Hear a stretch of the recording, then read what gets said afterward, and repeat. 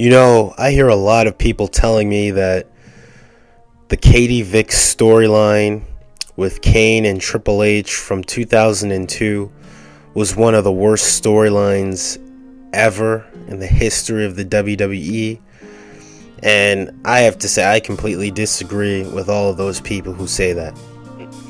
Because, first of all, there's been way worse storylines and characters than Vick. First of all. Second of all, I feel that the Vick storyline could have been very interesting had it been given more time to develop instead of just 1 month. No Mercy 2002, Triple H beats Kane, and that's it. I really felt like this storyline couldn't even develop. I actually personally had a lot of great ideas for this storyline that would have definitely made this, a much more entertaining, much more interesting feud. And it could have carried on. It couldn't have just been with Triple H and Kane. No, this actually could have helped build up Kane's character, which at the time was starting to get really stale. And basically, you could even bring up past storylines into this feud, into this program. I literally, let me just put it this way: if I could rebook or redo the Vick storyline in WWE on Raw, I would have done it completely different. And here's how I would have done it. Okay, first of all, you keep everything the same. Triple H, he comes out and announces to the entire world that, Kane, you're a murderer.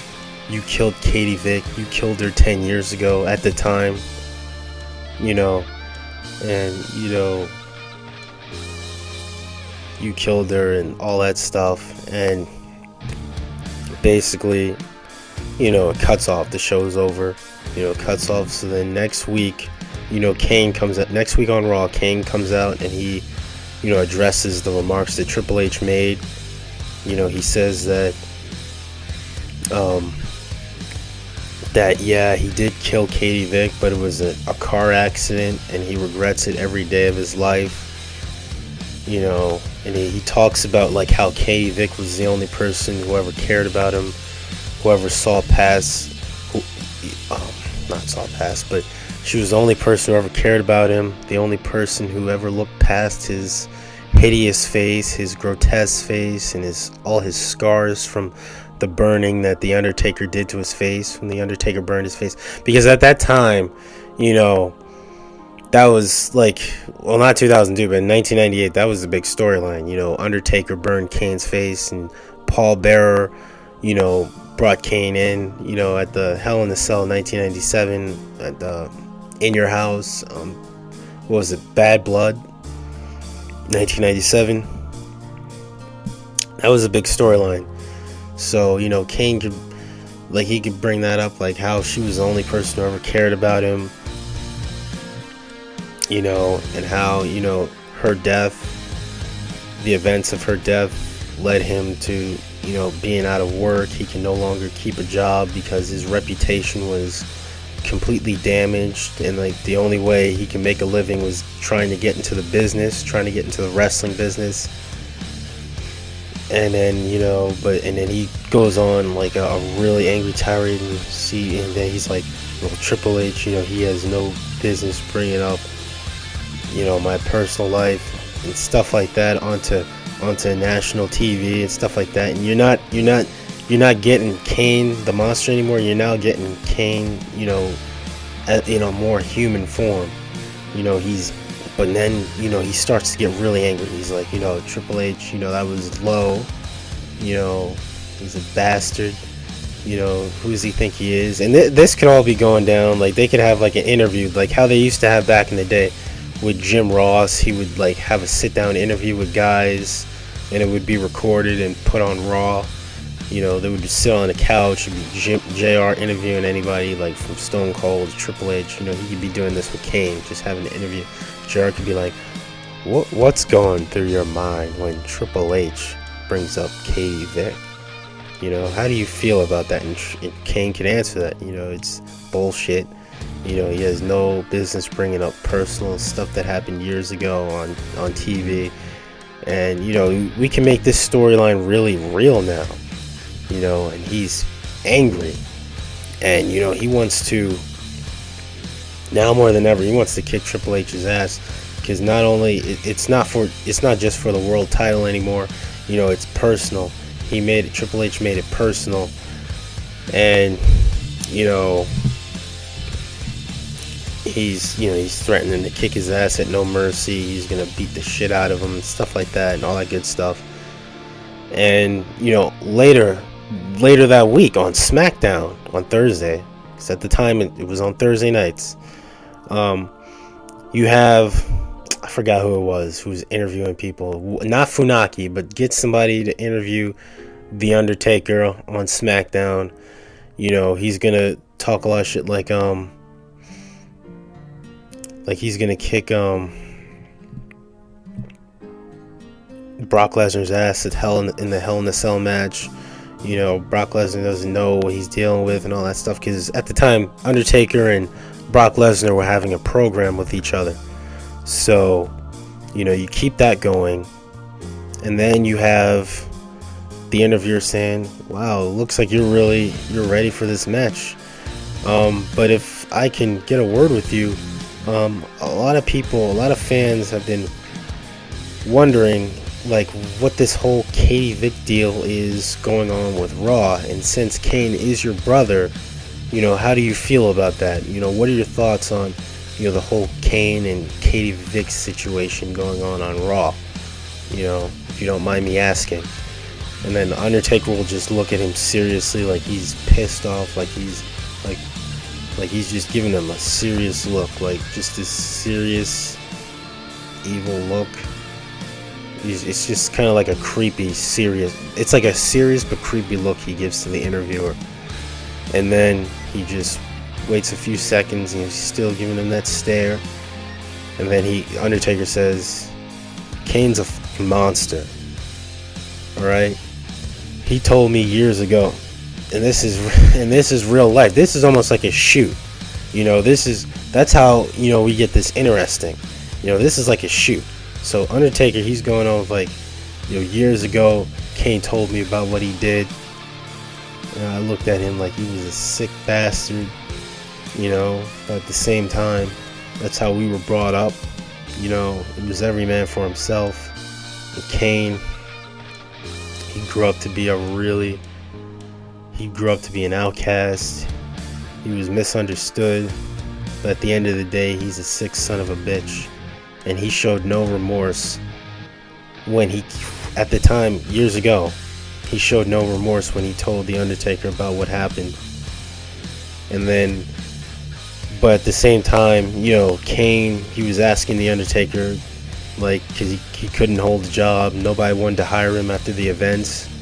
And, he needed work. He needed, to make a living. And the only other option was to get into the wrestling business. So he was asking The Undertaker, can you, get me into this business? And then The Undertaker's like, hell no, fuck you. You're a monster. Alright? We grew up, we were rowdy, we were rough, we were violent, but we never took it this far. And The Undertaker, he's just accusing Kane of being like a freak, and this is a shoot. He's going all shoot style on this. He's like, fuck Kane. He went too far, and it wasn't an accident. And even if it was, he showed no remorse, like how he showed on Raw. He was all trying to be apologetic and stuff like that. That's not the man years ago who said that to me when he first told me about what happened. He showed no emotion, no remorse, no nothing. And after that, the end of that, so the end of that interview, and then the following Raw, Kane addresses The Undertaker's comments, basically saying Undertaker was not a role model of a brother. He was a sick bastard himself. And he brings up again how Undertaker burned his face, because at the time people would still believe it. Not now, because obviously he unmasked and all that shit. But at the time, people would still believe it. So he's talking about the Undertaker was a horrible big brother. He was my family was shit. They never supported me, and he's going all out on the Undertaker and his family, and how Katie Vick was the only person who ever loved him, the only person who ever cared about him. And he's basically saying like both Triple H and the Undertaker can go straight to hell, fuck them both. And he's like, the only reason I'm even in this business right now is because of a guy who used to work here by the name of Paul Bearer. And Undertaker, you were never shit. You were a horrible brother. And if our paths ever come down, if we ever cross paths ever again, there will never be another Brothers of Destruction, because I will personally beat your ass now more than ever, because you want to make me look like I did this on purpose. You want to make me look like I actually meant to kill Katie Vick. And now this is serious. This is a serious. He's going all out. This is very shoot style stuff right here. They're pretending like these are actually real events. And after he cuts that promo in the ring, Triple H, we all remember how Triple H did the fucking the mannequin wearing the Kane mask. We all know that. Well, in real life, what happened in real life, what we basically got was, he recorded a segment and he showed Jonathan Coachman the segment of him fucking Katie Vick, a dead body. And instead of that happening, Triple H is going to do the same thing he did, but instead of it being taped and him showing Jonathan Coachman, he's going to show it live on Raw. He's going to show it live to the world that he's just making fun of him. He's like, oh yeah, he's just making a joke out of like serious real life events, what we think is real life events.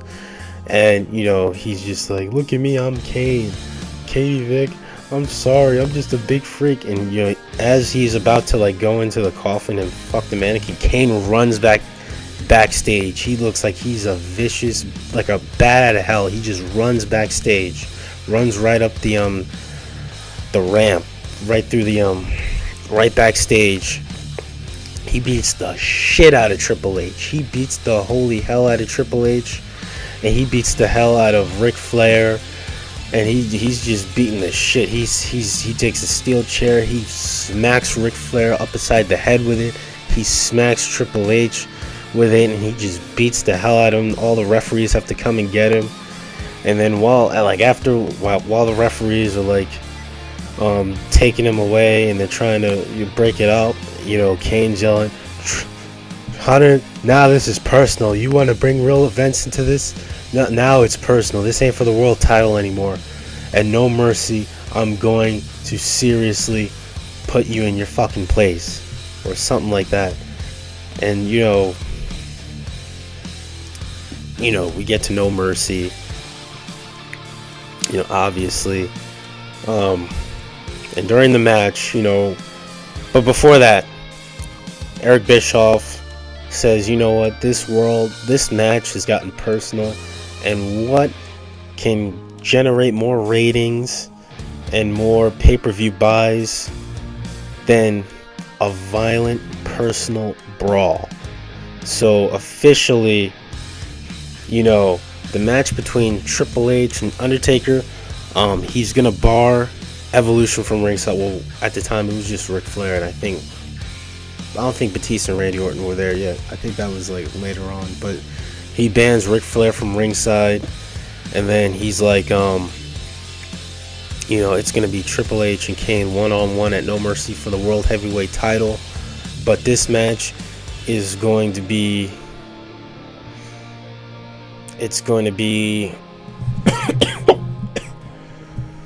sorry, it's gonna be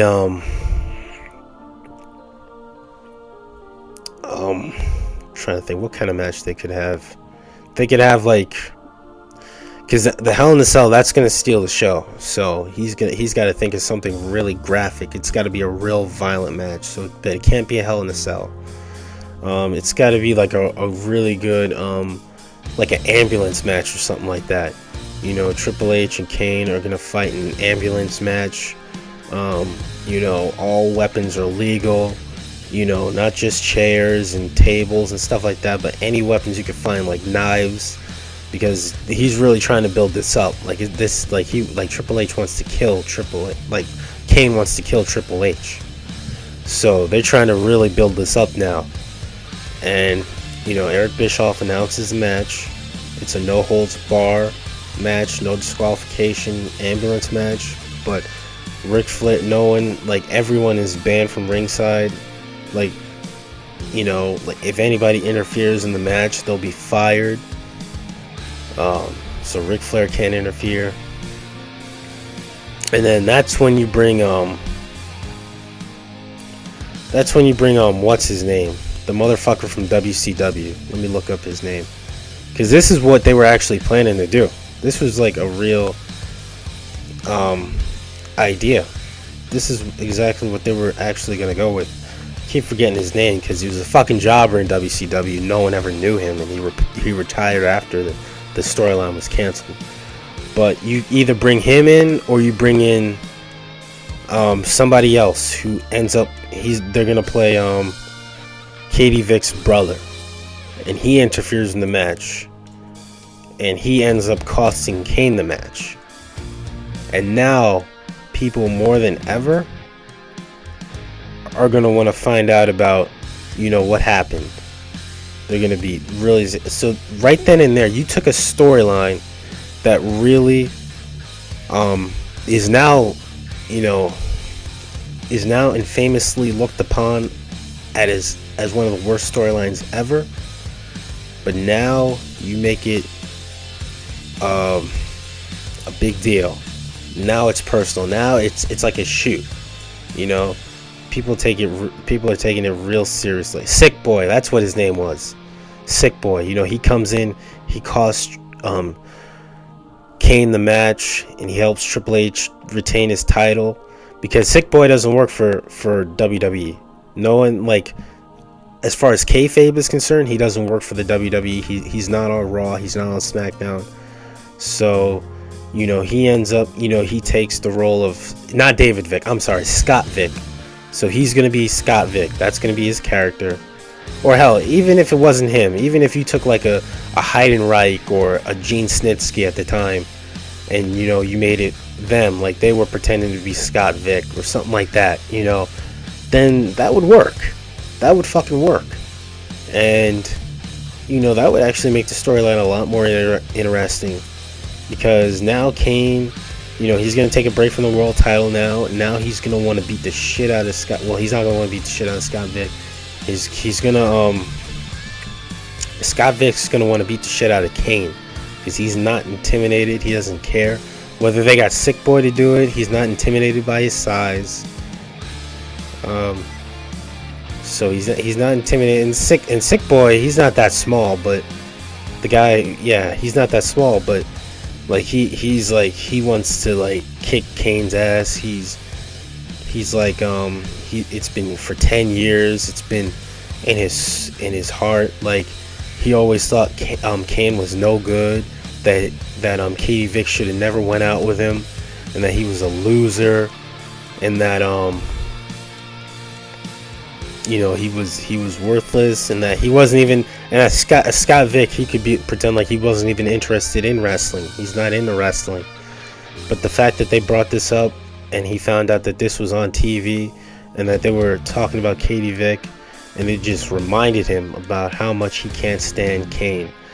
And basically, that's how Kane is going to unmask. Instead of him unmasking in 2003 with because RVD said he should, you know, Scott Vick is going to be the one to make him put his mask on the line.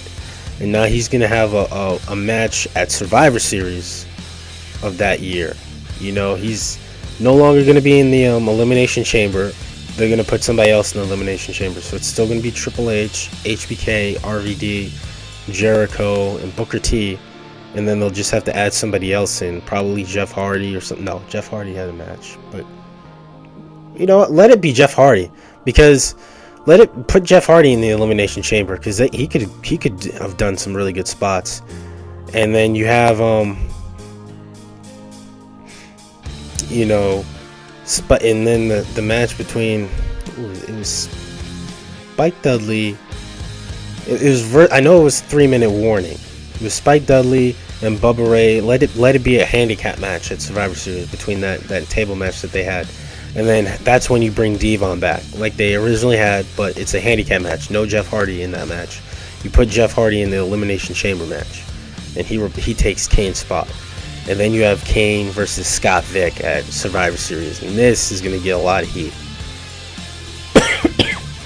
You know, that's going to drive for a really interesting storyline. It's you know, if Kane loses the match, he has to unmask and he has to show the world, you know, his deformed face, and he has to show the rest of the world how much of a monster he really is, and that how much of a monster he's that same monster that killed his sister all those years ago, Katie Vick, all those years ago. And that's how you get a really good storyline right there. That's something that could have been an excellent storyline. And that's how I would have done it. I'm already going over 21 minutes, but yeah, that's basically how I would rebook the Katie Vick storyline from back in 2002. I know that there were plans to bring in Sick Boy, and that's basically how I was trying to work around it. You know, like, yeah, you could have him or Gene Snitsky or Heidenreich at the time, and they could be like playing the role of Scott Vick. But, you know, that's just my thoughts. That's how I would rebook it. You know, one of the quote-unquote worst storylines ever. But, yeah, that's how I would redo it. And, you know, that's basically all I have for today. Alright, guys. Tell me what you think. Rate, comment, subscribe. And that's it. I'm done. Later.